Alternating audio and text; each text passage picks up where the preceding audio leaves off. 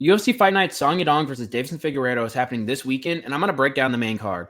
This is actually a pretty decent main card. We have some good names on here. We have, of course, Song Yadong, Davison Figueiredo. We have Zhang Ming Yang, Johnny Walker victim, Alonzo Minifield, everyone victim. We have Sergey Pavlovich, Taliesin Teixeira, Tai Tuivasa, third round victim, Kai Asakura, Cameron Smotherman, Tim Elliott victim, everyone victim, Jake Matthews, Neil Magny victim, and Carlston Harris. And then Alex Perez and Sumerdaji. I'm not going to say. Sumerdaji, you've earned my respect. I'm not going to say who beat you. But this is actually a pretty decent main card. I'm not mad at it. But I will unfortunately not be watching it live because I have a fight on that same day, this Saturday, actually. I hope I win, fingers crossed. But I have a fight this Saturday, and this card starts at 6 a.m. Unfortunately, I won't be waking up at 6 a.m. to watch this card. Maybe if this was an Ilya Topuria card, I'd risk getting KO'd in my fight just so I can watch the Ilya fight. But I'm sorry, Song Yadong. I'm sorry, Davison Figueiredo. I won't be watching this live. However, I'll watch it back and I'll make my review video after. But let's review this card. Starting off, we have Alex Perez versus Sumerdaji. This is actually a pretty good fight. Now, I know I said I wouldn't bring up who beat Sumerdaji. It was Matt Chanel. And that is a little bit concerning. However, that was a long time ago. He's on a win streak now. I actually think, now I'm a big Charles Johnson fan, and if anyone ever asks me this again, I'm going to lie about saying this. I think Sumerdaji beat Charles Johnson in their fight. At minimum, he made it razor close. I think he actually won it, though. Alex Perez, however, knocked Charles Johnson out cold, just about. Had him stumbling, knocked him down like 5 times.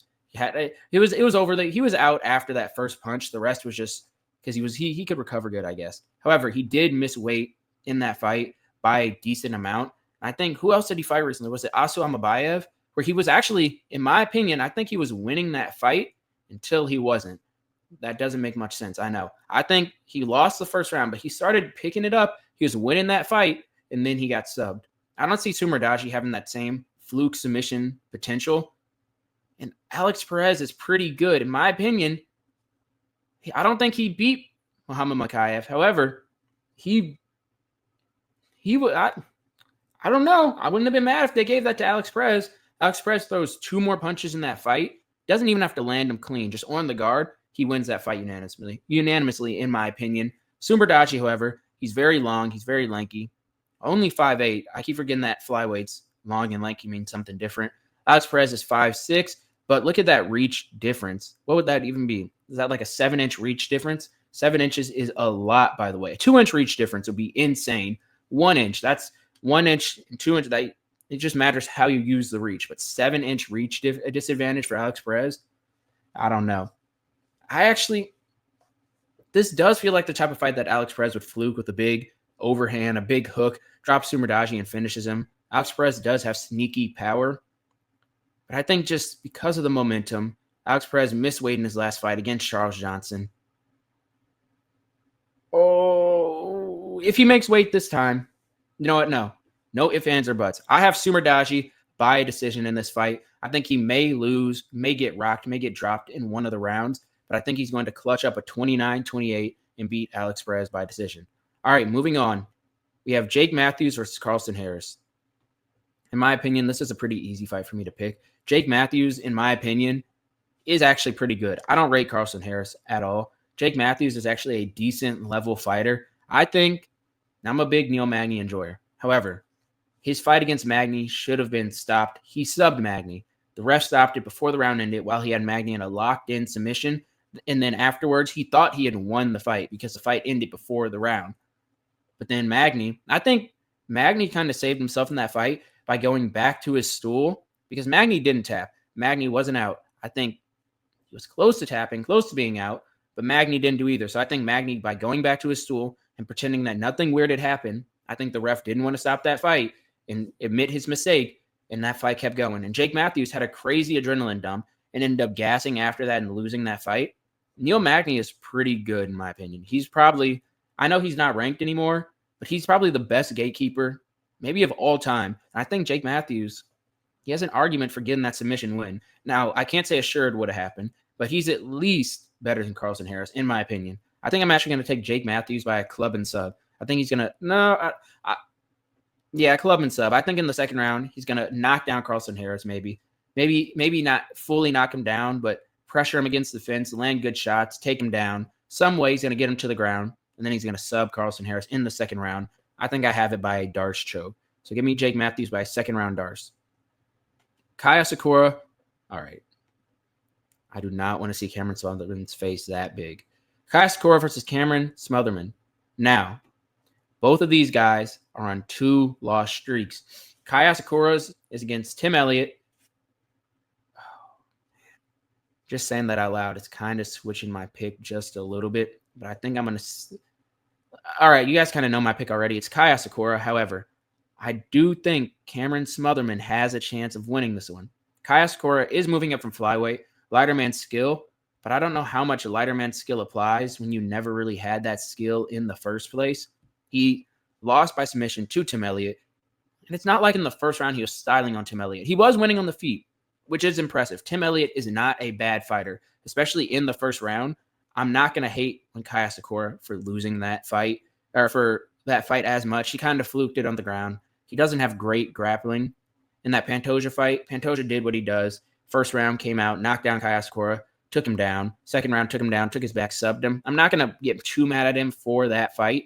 And then the Tim Elliott fight, he didn't look bad on the feet. Tim Elliott is a pretty crafty vet, and a lot of people are rating Steve Erceg so highly for beating Tim Elliott on the feet. Kaya Sakura was doing the same thing. What is scary for me is the grappling. However, I don't think Cameron Smotherman has good enough grappling to take down Kaya Sakura and sub him when it gets there. And I think if you can't sub him, I think Kaya Sakura will be able to just outstrike him on the feet, outdamage him. And even if he gets taken down later on, I think he should be able to win this. Am I confident in that, though? I think I'm confident in that. I think if Kaya Sakura loses his fight, he's not UFC level. Because I don't think Cameron Smotherman is UFC level. So give me Kaya Sakura and the guys he's lost to. Tim Elliott, Pantoja. That's better than losing to Sergey City and Ricky Simone, in my opinion. Give me Kaya Sakura by I'll pick by decision. I don't see him finishing Cameron Smotherman, but I see him maybe losing the first round, picking up in the second 2. And in those second 2 rounds, I see him kind of styling on Cameron Smotherman. So give me Kaya Sakura. Now, Sergey Pavlovich, welcome back to the finishing column. I'm picking Sergey Pavlovich by a first-round slime out against Talison Teixeira. Talison Teixeira genuinely lost that third round to Tai Tuivasa. If you lose a round to 2026 Tai Tuivasa, I'm sorry. I cannot pick you. I can't. And Sergey Pavlovich is actually a pretty good striker. He's not just a big boppy striker like he was at the beginning of his career before that Aspinall fight. He actually has some finesse to his striking now. He has a pretty decent grappling game, too. I don't see Talison Teixeira just taking him down and ragdolling him like he did to Tai Tuivasa. Who did Tai just fight? The big blob.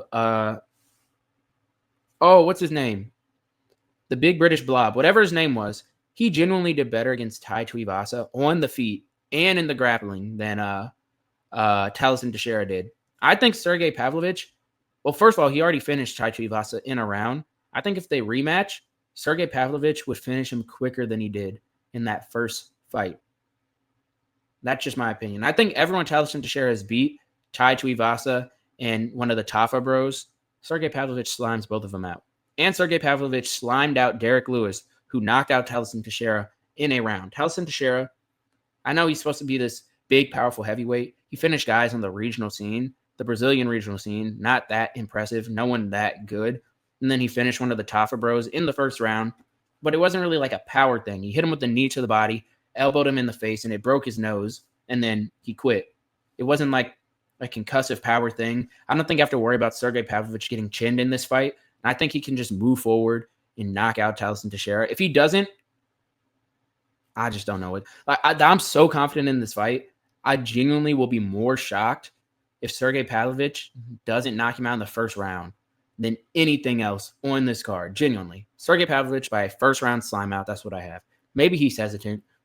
I think even if he's hesitant, though, I think those shots he hit Waldo with, Waldo's better defensively than Talison Teixeira. Those shots he hit Waldo with, I think that holds Talison Teixeira. Give me Sergey Pavlovich I'll give it a TKO because he did get back up from that Derek Lewis knockdown. It was by grabbing the fence, but still. So I think he has pretty decent recovery, but give me Sergey Pavlovich by a classic Pavlovich volume heavyweight TKO. All right. Zhang Mingyang versus Alonzo Minifield. I want to pick Zhang Mingyang. I think I'm going to pick Zhang Mingyang. But you know how hard it is to pick a Johnny Walker leg kick TKO victim? And this isn't even like prime, sloppy boppy, jumping around Johnny Walker. This was 2025 Johnny Walker. I don't know. Zhang Mingyang, I'm guessing he maybe just doesn't have that power I thought he did because he landed clean on Walker's chin multiple times. I can't rely on you to knock out someone. If you can't knock out Johnny Walker in the year of our Lord 2025, after it's not like he couldn't land on him. He landed clean on him and couldn't knock him out. However, Alonzo Minifield is stupid. I'm sorry. I have to say it. Alonzo Minifield is retarded. And that's all there is to it. I do think he's a perfect stylistic layup for Zhang Mingyang. I see this going similar to the Carlos Olberg fight. I think Alonzo Minifield is going to charge him. He has fought a little smarter since that fight. However, I have a vision of that happening. I have a vision of him charging at Zhang Mingyang with his chin in the air, throwing big hooks. Maybe he clips Zhang Mingyang a couple times, but Zhang Mingyang has that big blockhead. He's not getting colded by an Alonzo Minifield a big sloppy hook. He's not who's the guy who beat Roundtree? Or should it be Roundtree? Jacoby. He's not a Jacoby. He did beat Jacoby Smith, though. Not Jacoby Smith. You guys know I know who I'm talking about. This is I'm in fight camp right now, so I'm a little bit what is it?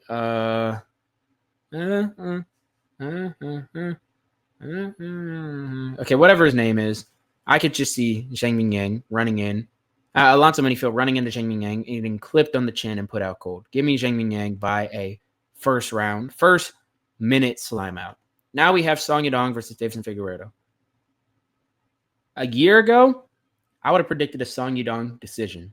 However, I have Song Yadong by a slime out. I think it's about time for Song Yadong to get a finish again. He always has these ebbs and flows.